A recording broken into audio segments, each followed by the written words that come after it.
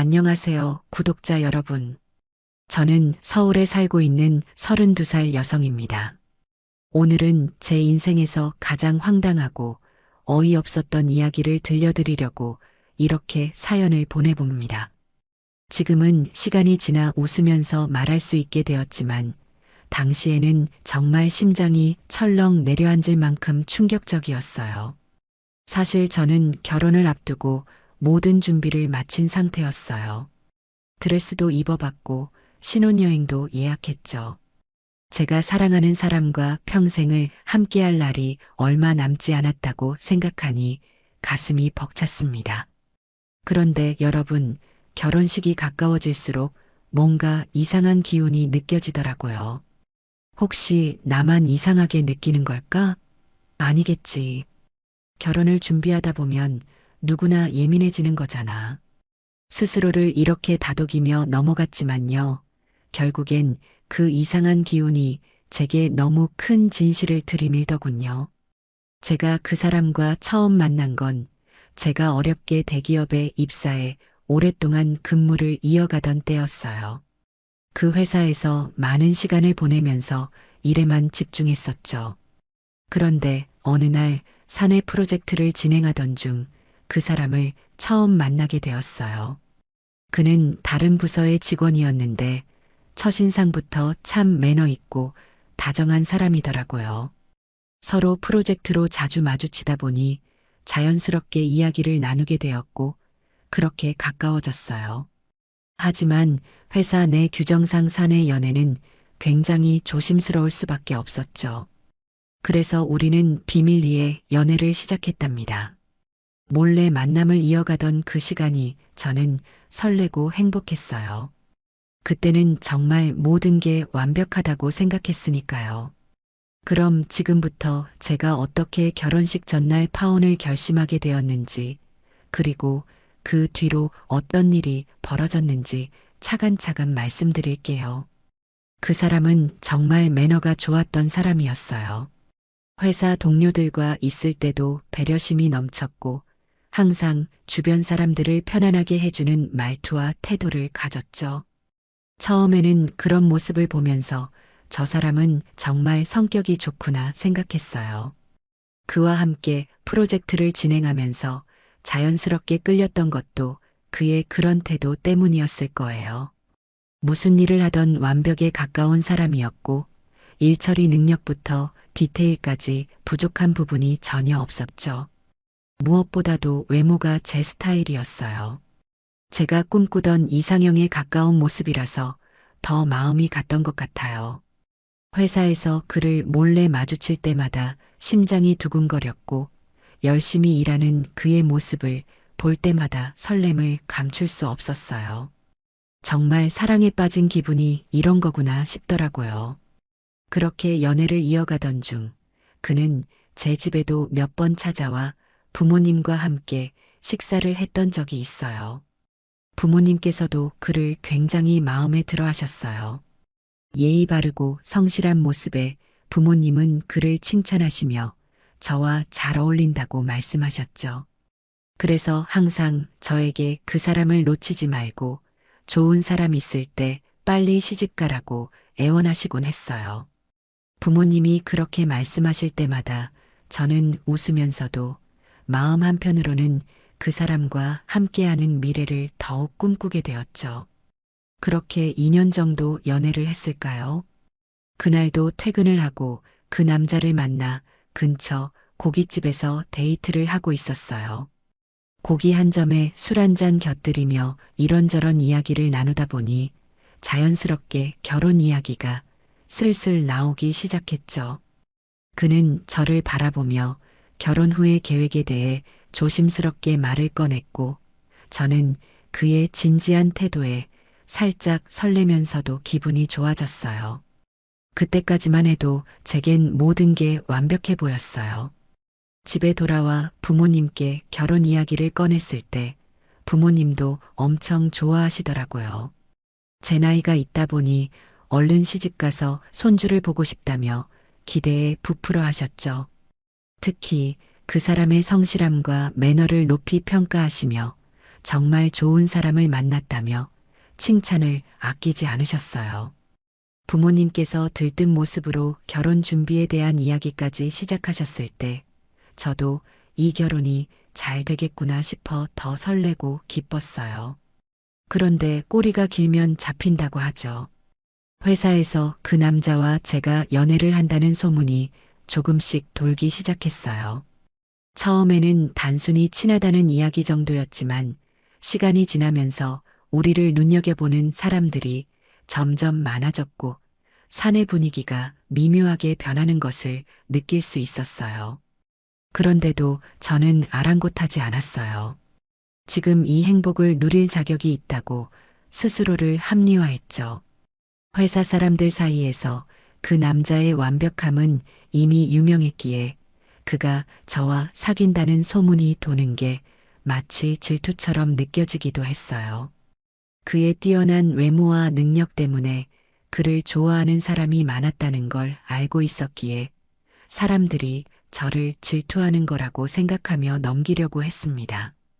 그러던 중 우연히 저와 그 남자를 모두 알고 지내던 다른 남성 직원이 제게 다가와 물어보는 일이 있었어요. 혹시 정말 연애하는 거 맞아요? 요즘 회사에서 그런 소문이 돌던데 사실이에요? 라고요.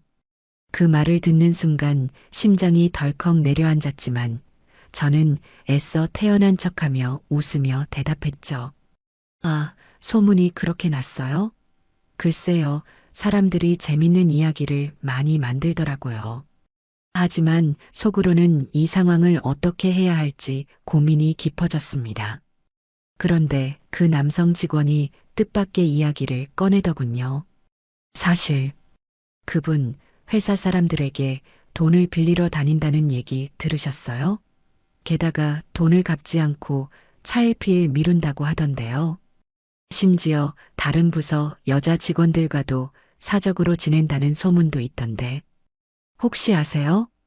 순간 머릿속이 하얘졌어요. 그 남자가 농담을 하는 건가 싶어 멍하니 그를 바라봤지만 그의 표정은 너무나 진지했어요. 저는 믿을 수 없는 말을 들은 것에 충격을 받아 아무 말도 할 수 없었습니다. 아마 헛소문일 거예요. 그런 사람이 아니거든요. 라고 겨우 입을 열었지만 제 목소리는 떨리고 있었습니다. 그 후로 저는 회사를 돌아다니며 그 소문에 대해 조금씩 알아보기 시작했어요. 처음에는 단순한 오해일 거라고 생각했지만 너무나 많은 사람들이 비슷한 이야기를 하고 있었어요. 몇몇 직원은 그에게 돈을 빌려줬다며 화를 냈고 어떤 사람은 그와 사적으로 가까웠던 여성들이 다툼 끝에 멀어졌다는 이야기도 전해졌습니다. 그를 믿고 싶었지만 차곡차곡 쌓이는 이야기들에 저 역시 혼란스러워졌어요. 과연 제가 알고 있는 그 남자는 진짜일까요? 아니면 제가 그동안 알지 못했던 또 다른 얼굴을 가지고 있는 걸까요? 제 마음은 점점 복잡해져만 갔습니다. 하지만 사랑의 힘은 대단했어요. 저는 그 모든 이야기가 그저 거짓일 거라고 스스로를 다독이며 일단 그 사람을 믿기로 했어요. 그동안 그가 보여줬던 매너와 배려심, 그리고 성실한 행동들이 저의 판단을 흐리게 했던 것 같아요. 그의 다정한 말 한마디와 제가 힘들 때마다 보여준 따뜻한 모습들이 자꾸 떠오르면서 소문이 잘못된 것이라 믿고 싶었죠. 제겐 그 사람과 함께한 순간들이 너무 소중했기 때문에 그를 의심하는 제 자신이 더 미워질 정도였어요. 그가 그럴 리 없어. 단지 사람들의 질투 때문일 거야. 이런 생각들로 제 스스로를 납득시키며 그의 편에 서기로 결심했죠. 물론 한편으로는 찜찜한 기분이 들었어요. 하지만 그건 나중에 그에게 직접 이야기를 꺼내 웃으며 넘어가면 될 거라고 생각했어요. 이런 소문이 있더라며 가볍게 대화로 풀어내려 했죠. 무엇보다 그는 한 번도 저에게 돈을 빌리려 하거나 수상한 행동을 보인 적이 없었기 때문에 저는 그를 의심조차 하지 않기로 했습니다. 그의 완벽한 모습과 그동안 보여준 진심이 저를 더욱 믿게 만들었으니까요. 그런데 그런 믿음은 오래가지 않았어요. 결혼 이야기가 구체적으로 나오고 나서부터 그 사람은 왠지 모르게 결혼식을 서둘러 올리고 싶어 했어요. 그는 빠르게 날짜를 잡자며 다급하게 행동했고 예산이나 준비 과정에서도 세세한 것들에 대해선 전혀 신경 쓰지 않는 듯 보였어요. 오히려 제가 디테일한 부분을 이야기하려 하면 그냥 간단하게 하면 되지 않겠어? 라며 대수롭지 않게 넘겼죠. 그 태도는 그동안 제가 알고 있던 완벽주의적인 그의 모습과는 너무 달랐기에 조금씩 의문이 들기 시작했습니다. 사실 저는 그 사람의 부모님을 한 번도 뵌 적이 없었어요. 결혼 이야기가 나오기 전에도 우리는 부모님과의 만남에 대해 크게 신경 쓰지 않았죠. 단지 그는 가끔 부모님과 통화는 한다고 했고, 저 역시 몇 번 전화를 통해 간단히 안부를 나눈 적은 있었어요.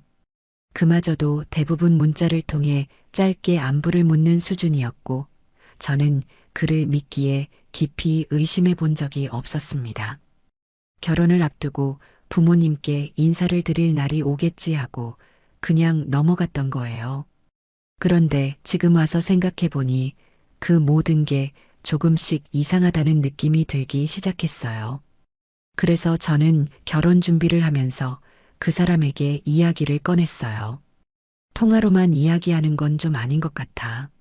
부모님을 한번 찾아뵙고 정식으로 인사를 드리면 좋겠어. 그렇게 말했더니 그는 다소 당황한 듯한 표정을 지으며 요즘 너무 바빠서 시간을 내기가 어렵다고 했어요. 그 말에 저는 조금 서운했지만 일단 그의 사정을 이해하려고 했죠. 그런데 어느 날 그가 갑자기 저에게 이번 주 주말에 부모님을 뵈러 가자고 하는 거예요. 예상치 못한 제안에 저는 속으로 너무 기뻤어요. 드디어 그의 부모님을 만나고 진짜 가족처럼 가까워질 수 있는 계기가 될 거라 생각했죠. 그동안 느꼈던 불안감이 조금씩 사라지는 듯 했어요. 그렇게 저는 한식당을 예약했고 드디어 그 사람의 부모님을 뵙는 날이 왔어요. 최대한 예쁘게 보이고 싶어서 옷도 신중하게 고르고 머리부터 발끝까지 신경 쓰며 준비했죠. 식당에 도착했을 때는 긴장도 됐지만 설렘이 더 컸어요. 식사가 시작되고 우리는 서로 덕담을 주고받으며 화기애애한 분위기 속에서 시간을 보냈어요. 그의 어머님과 아버님은 제게 굉장히 호의적으로 대해주셨고 저를 마음에 들어 하시는 것 같았어요.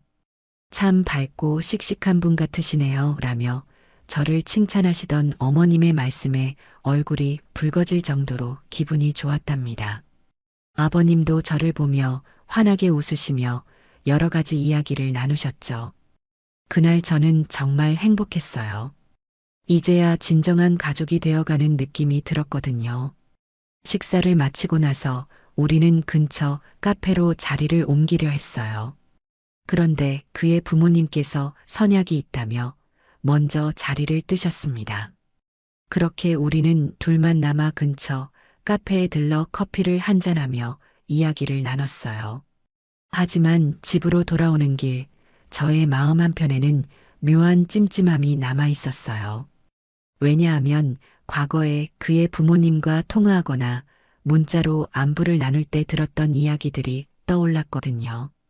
그런데 오늘 그의 부모님은 그때 나눴던 대화의 내용을 전혀 기억하지 못하시는 듯한 태도를 보이셨어요. 물론 그럴 수도 있는 일이지만 이런 사소한 어긋남들이 저를 계속 불안하게 만들었습니다. 며칠 후 회사에서 업무를 보고 있는데 그의 어머님에게 연락이 왔어요. 사실 그의 어머님과는 한식당에서 만나 뵙기 전부터 문자나 통화로 몇 번 안부를 주고받았던 터라 낯설지 않았습니다. 이번에도 평소처럼 안부를 물으시는 연락이었지만 그날의 이상했던 기억들이 떠오르면서 저는 어딘가 모르게 긴장하게 되더라고요.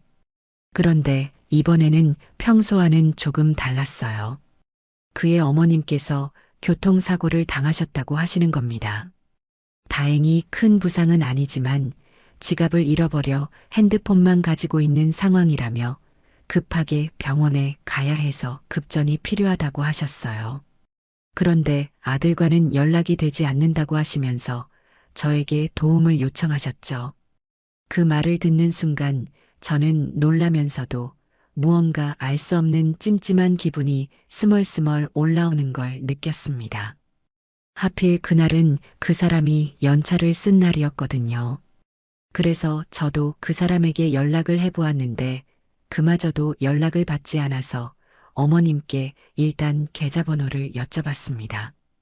큰 금액이 아니었고 급한 상황이니 저는 망설임 없이 송금을 해드렸어요. 어머님께서는 고맙다며 나중에 꼭 갚겠다고 하셨고 저는 그저 무사하시길 바랄 뿐이었죠. 그날 저녁이 되어서야 그 사람과 연락이 닿았어요. 그는 어머니 이야기를 들었다며 정말 감사하다고 계속 말했죠. 하필이면 그날 핸드폰을 잃어버려 한참 동안 찾느라 연락이 안 됐다며 미안하다고 했어요. 엄마가 그렇게까지 부탁하실 정도로 급했나 보네. 고맙다. 내가 도와줘서 정말 다행이야 라며 저를 다독였죠. 그의 진지한 태도에 저는 조금 안도했지만 한편으로는 여전히 어딘가 찜찜한 기분이 남아 있었습니다. 그 뒤로 더 큰 이상한 기분이 들었던 건 결혼식 준비였어요. 그 사람은 결혼식에 들어가는 것들을 모두 최소화시키려 했고 요즘은 이렇게 간단하게 하는 게 추세야라며 절대 제 의견을 들어주지 않았지요. 저도 화려하게 하고 싶었던 건 아니었고 간촐하게 하자는 것에는 동의했지만 그가 제안하는 방식은 제가 생각한 선을 훨씬 넘어서 너무 초라하게 느껴질 정도였어요. 예를 들어 웨딩홀 선택도 최저 비용만을 고려했고 드레스나 촬영 같은 부분은 다 생략하자고 했죠. 제가 신중하게 의견을 내려고 해도 그는 그냥 그렇게 넘어가자 결혼식은 형식적인 거잖아라며 대수롭지 않게 넘기기만 했어요. 그 태도에 점점 답답함과 의문이 쌓여갔습니다. 그래도 그 사람과 함께할 미래를 그리며 결혼식이야 제가 이해하면 된다고 생각했어요. 문제는 정신을 차리고 보니 결혼식에 들어가는 비용을 제가 다 결제하고 있다는 사실이었어요. 그 사람은 결제를 할 때마다 항상 다른 많은 핑계들을 대며 일단 내가 먼저 결제하고 나중에 이야기하자고 했지요. 처음엔 그 말을 믿고 넘어갔지만 계속해서 반복되니 마음속에 작은 불신이 생기기 시작했어요. 문득 느껴지는 기분이 왠지 나 혼자만 결혼하고 싶어서 안달이 나 결혼 준비며 결제며 모든 것을 혼자 다 하고 있는 느낌이 들었어요. 그의 태도는 결혼이라는 중요한 일을 함께 준비하는 모습과는 거리가 멀었고 점점 제 자신이 초라하게 느껴지기 시작했죠. 그때 정신을 차렸어야 했는데 결국 결혼식 날짜까지 잡히고 청첩장까지 다 만들어버렸어요. 결혼 준비가 하나둘씩 진행되면서도 이 모든 과정이 정말 옳은 것인지 계속 스스로에게 묻게 되더라고요. 그러던 와중 그의 어머님에게서 또 연락이 왔어요. 이번에도 아들과 연락이 되지 않는다며 도움을 요청하셨죠. 우연인지 모르겠지만 그날도 그 사람이 연차를 쓴 날이었어요. 어머님은 다급한 목소리로 이야기를 하셨고 저는 순간 불길한 느낌이 들었지만 한편으로는 걱정스러웠습니다. 이번에는 어머님께서 아버님과 등산을 갔다가 사고가 났다고 하시는 겁니다. 아버님께서 발을 헛디뎌 크게 넘어지셔서 골절이 의심된다고 하셨고 상황이 너무 심각해서 산에서 헬기를 부를지 말지 고민하고 있다고 하셨어요. 어머님은 목소리가 떨리며 다급하게 말씀하셨죠. 헬기까지 부르면 돈이 꽤 많이 들어가는데 아들이 연락이 안 돼서 어쩔 수 없이 너한테 전화했어. 혹시 먼저 좀 송금해 줄 수 있을까? 나중에 꼭 갚을게. 그 말을 듣는 순간 저는 가슴이 철렁 내려앉았어요. 아버님께서 다치셨다는 이야기에 걱정이 앞섰지만 그 상황에서도 아들은 왜 또 연락이 안 되는지 의문이 들었습니다. 저는 일단 어머님께 계좌번호를 여쭤봤고 급한 상황이라는 걸 알기에 고민할 여유도 없이 바로 송금을 했어요. 송금을 마친 후에도 어머님과 통화를 이어갔는데 어머님은 계속 아버님의 상태가 심각해 보인다며 눈물 섞인 목소리로 말씀하셨습니다. 저는 진심으로 걱정이 됐고 혹시 더 필요한 게 있으면 바로 연락 달라고 당부했어요. 하지만 전화를 끊고 나니 마음 한편에는 설명할 수 없는 찜찜함이 남아 있었습니다.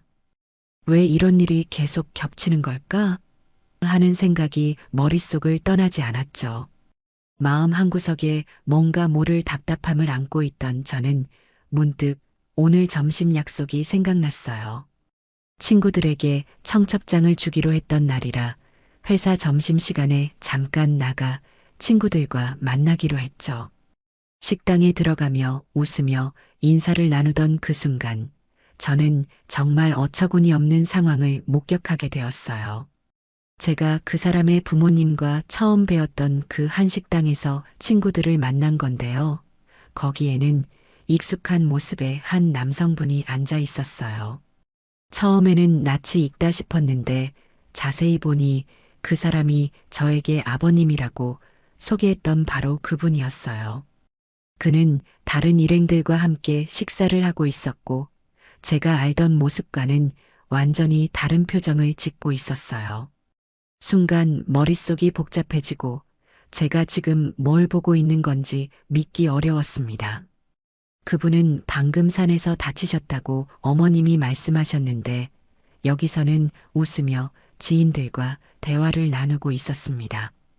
이 식당 내가 전에 와서 먹어봤는데 맛있더라고. 어때? 진짜 맛있지? 라며 아주 해맑은 모습으로 식사를 즐기고 있었어요.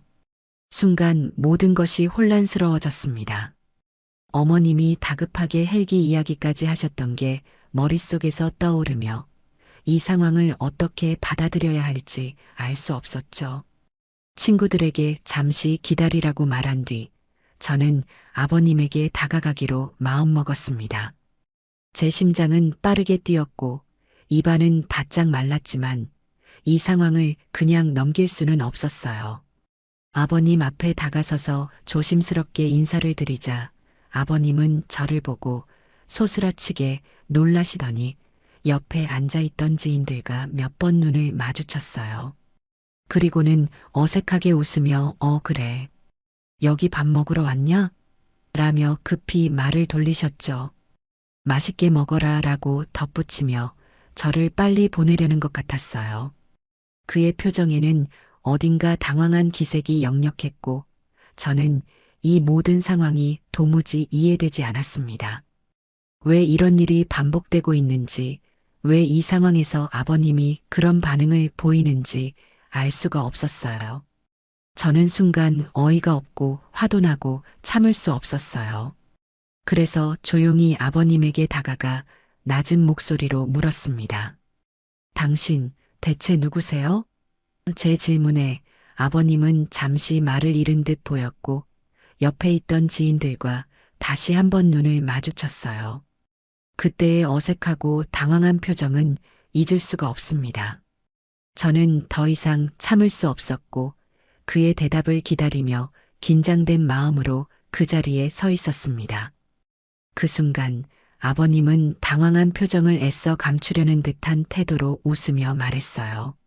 일단 여기서 이야기하지 말고 밥 다 먹고 밖에서 둘이 이야기하자. 하지만 저는 그 말을 들으면서도 도저히 물러설 수 없었어요. 아니요, 지금 당장 나가서 이야기합시다라고 단호히 말했죠. 제 말에 아버님은 잠시 멈칫하더니 주변의 눈치를 보며 마지못해 일어나셨습니다. 밖으로 나가자 저는 그에게 단도직입적으로 물었어요. 도대체 무슨 일이죠? 왜 저를 이렇게 속이시는 겁니까?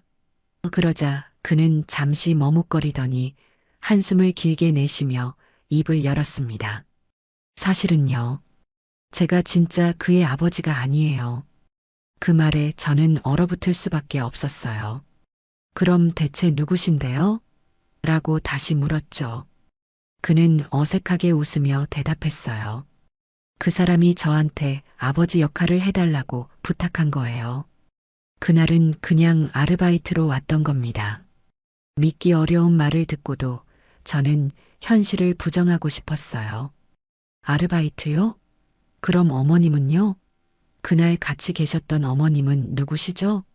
그러자 그는 잠시 당황한 듯 머리를 극적이며 말했어요. 그분도 같은 역할로 고용된 분이에요. 저도 뭐 자세한 사정은 모르지만 돈을 준다고 해서 그날 잠깐 아버지 행세를 한 거예요. 순간 모든 퍼즐이 맞춰지는 것 같으면서도 머릿속은 점점 더 복잡해졌습니다. 그의 말이 사실이라면 그 사람이 부모님을 꾸며낸 것이고 저를 완전히 기만한 셈이었어요. 충격과 분노가 뒤섞여 머릿속이 하얘졌습니다. 그 아버님 역할을 한 사람과 많은 대화를 나누고 나니 더 이상 친구들에게 청첩장을 줄 수 없겠다는 생각이 들었어요. 저는 식당으로 돌아와 친구들에게 미안하다고 말하며 일단 밥만 먹고 빠르게 자리를 떴습니다. 회사로 돌아오는 길 내내 마음이 복잡했고 도무지 평정심을 찾을 수가 없었어요. 회사로 돌아온 뒤 저는 그의 어머님께 전화를 걸었어요. 하지만 이번에는 어머님이 전화를 받지 않으셨습니다. 여러 번 다시 걸어봤지만 여전히 받지 않는 전화에 마음은 점점 더 답답해졌고 불안감이 가중되었습니다. 모든 상황이 하나의 거대한 거짓말로 느껴지기 시작했어요. 물론 그 사람도 연락이 되지 않았습니다. 지금 생각해보니 그가 연차나 반차를 쓸 때마다 항상 연락이 닿지 않았던 것 같아요.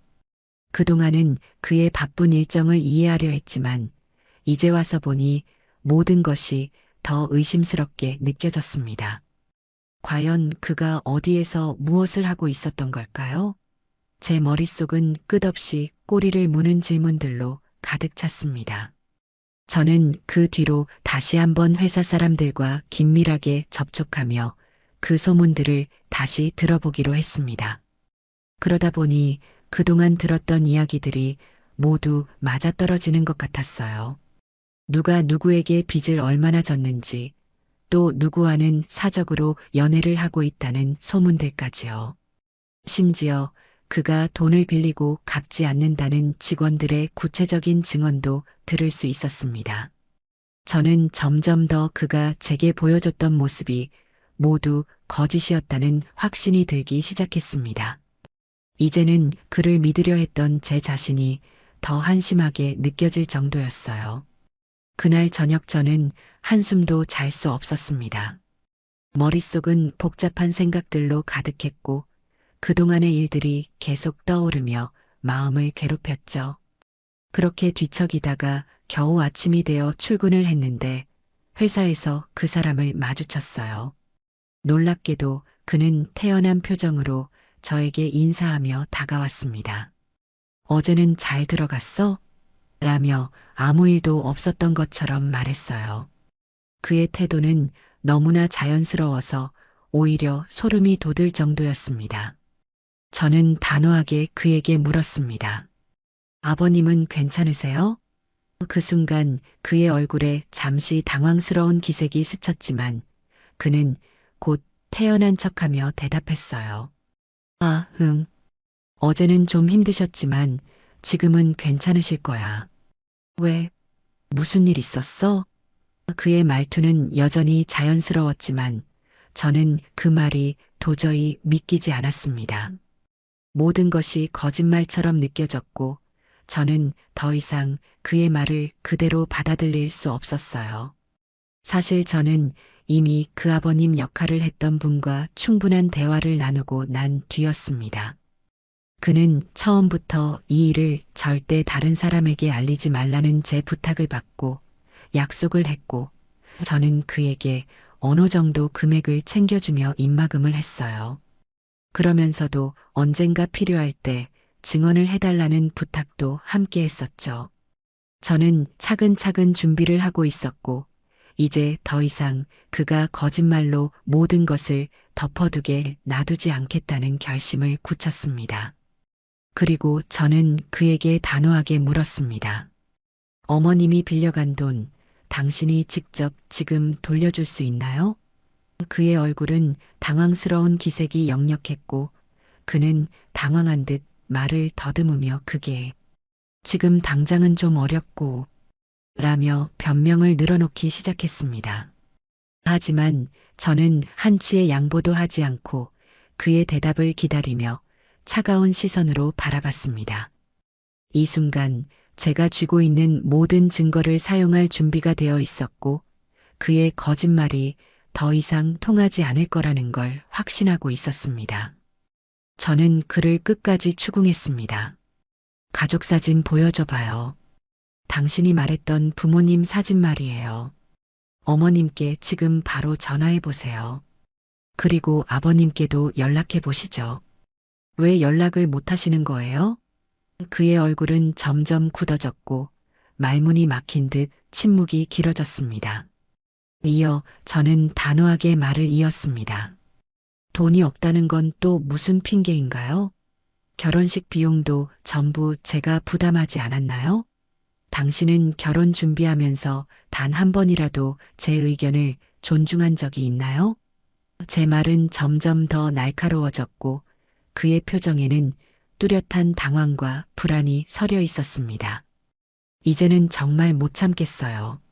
지금이라도 당신이 숨기고 있는 모든 것을 다 말하지 않으면 제가 직접 모든 사실을 밝혀낼 겁니다. 그의 침묵 속에서 저는 차갑게 그를 바라봤고 더 이상 물러설 생각이 없었습니다.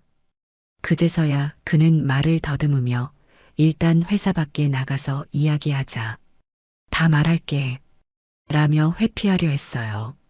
하지만 저는 그를 놓치지 않았습니다. 여기서 말해. 여기 사무실에서 말해. 라고 소리쳤죠. 제 목소리가 높아지자 사무실 안의 모든 직원들이 우리를 주목하기 시작했습니다. 저는 오히려 이 상황을 이용하기로 결심했어요. 여기서 모두에게 진실을 말하라고요. 라고 소리치며 그를 강하게 압박했습니다. 그 순간 그의 얼굴은 창백해졌고 사무실 안의 분위기는 얼어붙었습니다.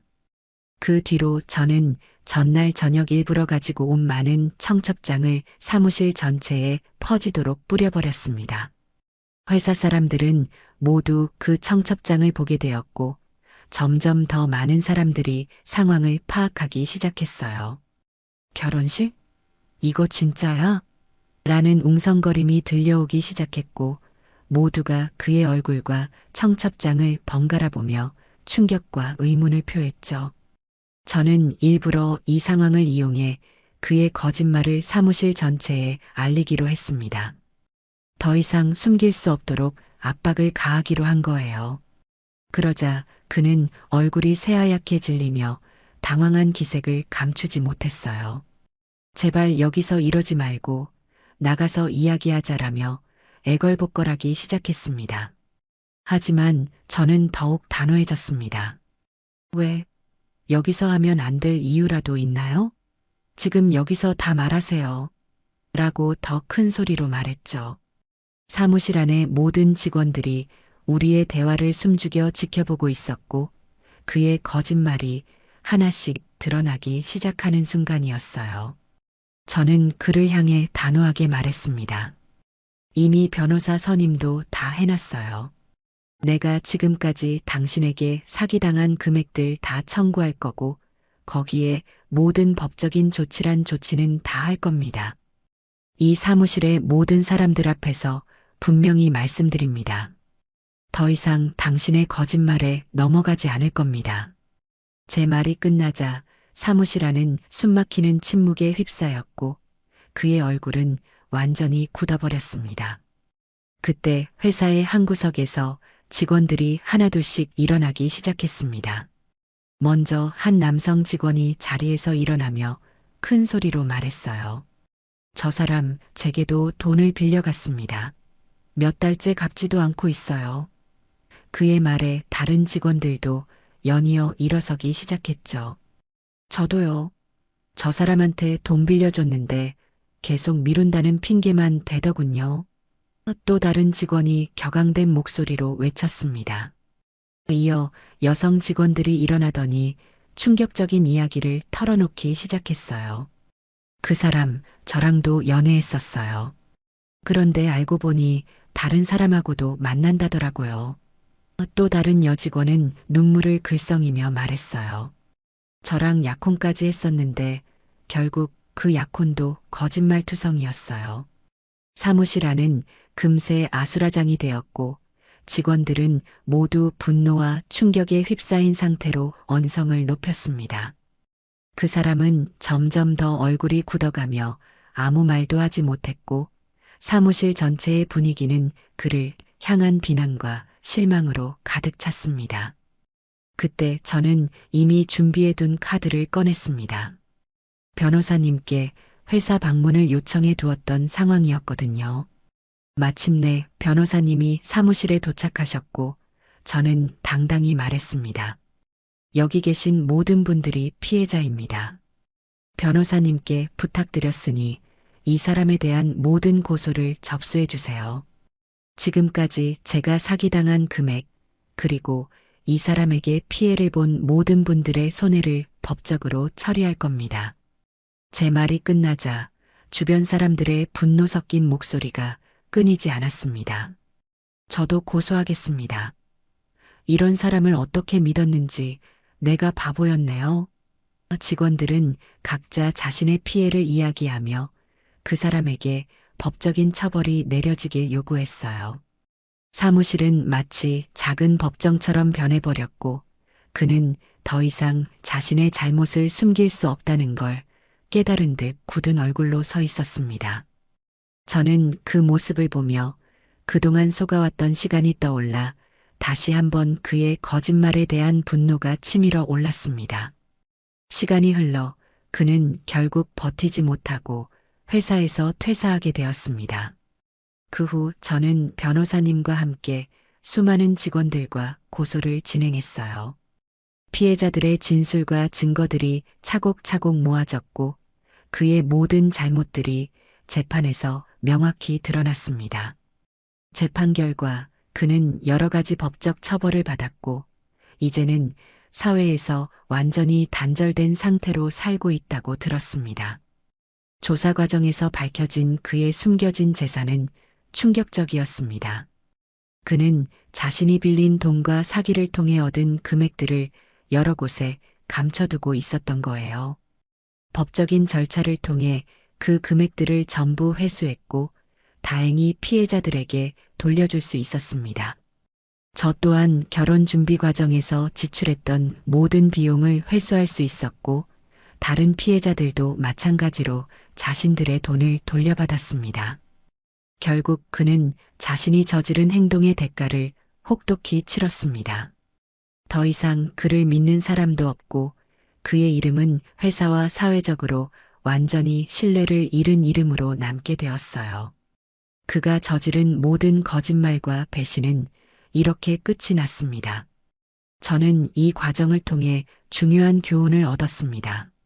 상대방을 제대로 알아보고 모든 관계에서 신중하게 판단하는 것이 얼마나 중요한지 깨달았어요.